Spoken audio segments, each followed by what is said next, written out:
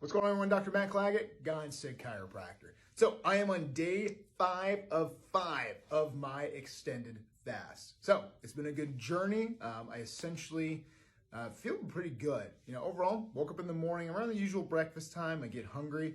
Even last night at dinner while my wife and baby were eating in front of me, I was definitely struggling, but put myself in another room and overall just drank water and some tea and I was fine.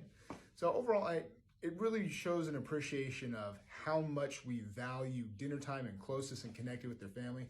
I gotta give shout outs to my wife. She absolutely is a saint dealing with my hangry moments, but also I do miss the connection that we have at those meal times. Even though I've only gone for 5 days, when I'm actually reading this book, Complete Guide to Fasting by Dr. Jason Fung, there's actually protocols in there to go from even 7 to 14 days, if not beyond.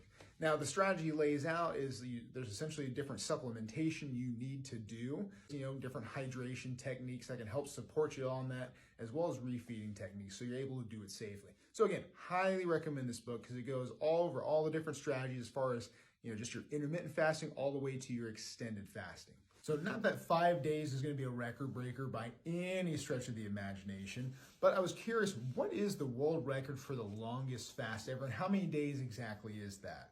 Can you guess? So the world record was set in 1965 by a Angus Barbieri, and the longest fast was for 382 days. That's over a year of no eating. Now, he was a morbidly obese individual at 456 pounds. So I don't think anybody of your average weight could possibly do this. But over the course of that 382 days, he lost 276 pounds. Now, he was being observed in a hospital, so he was being monitored and making sure that his vitals were holding up well.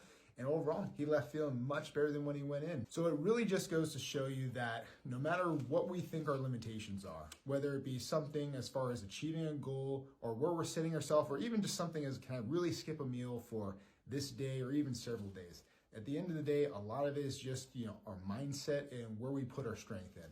Even the moments that I'm feeling weak, I would often, just go be by myself, do something, read scripture, different things to fill the void of eating instead of just sitting there and wallowing in it. And a lot of times too, when you feel that limitation and when you push against that, you realize that you're more than your limitations. In this case, I'm more than my hunger, and it's helped me to reach another side, not only in my health, but just in my mental toughness and my spirituality.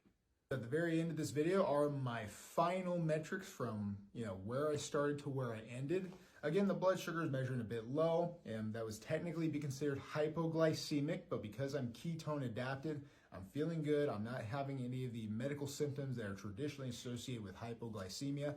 And if you go back to my previous video of day 4 of 5 fasting, you'll show how the gluconeogenesis process, just what that is and how my body creates sugar, actually does that. It's also important to note that as I'm breaking my fast today, that I don't want to fill myself with junk. I don't want to go out and eat a cake or a pizza because my body's going to be wanting to rebuild my materials in my body.